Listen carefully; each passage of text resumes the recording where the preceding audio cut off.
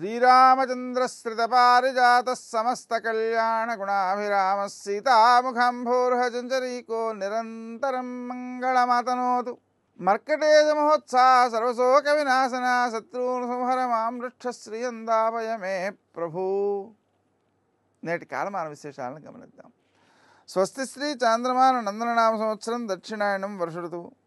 నిజభాద్రపద మాసం శుక్లపక్షం బుధవారం. సూర్యోదయం 6:09 సూర్యాస్తమయం 6:05. తిథి ఏకాదశి ఉదయం 8:32 వరకు. నక్షత్రం శ్రవణం మధ్యాహ్నం 12:01 వరకు. వర్జం సాయంకాలం 4:02 నుంచి 5:39 వరకు.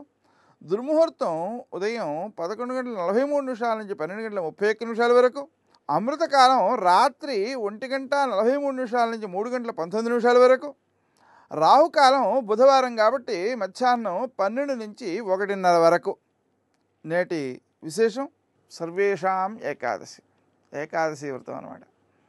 ఏకాదశి వ్రతం ఉపవాసం ఉండడం, రాత్రి జాగరణం చేయడం, నిరంతరం భగవన్నామ స్మరణ చేయడం, మరుసటి రోజు ఉదయం ద్వాదశి వెళ్ళిపోకుండా పారణ చేయడం, పగలు నిద్రపోకుండా ఉండడం, రాత్రి వేళ పలహారం చేయడం, ఈ మొత్తం కార్యక్రమాలను చేయడం వల్ల ఆ వ్రతాన్ని మనం పూర్తిగా చేయగలుగుతాం. ఇది శారీరక మానసిక ఆరోగ్యాలకు, విశేషించి సాక్షాత్తు విష్ణుమూర్తి యొక్క అనుగ్రహం సిద్ధించడానికి, అతని భక్తి పెంపొందడానికి కూడా ఉపకరించేటువంటి సాధనమవుతుంటుంది. భగవంతుడు మనకు కష్టం ఇచ్చినా సుఖం ఇచ్చినా ఆనందమే.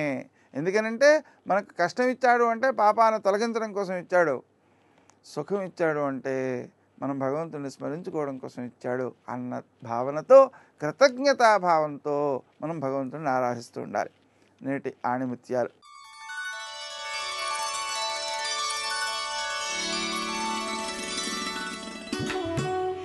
ఇతరుల తప్పులను సహజమేనని భావించాలి.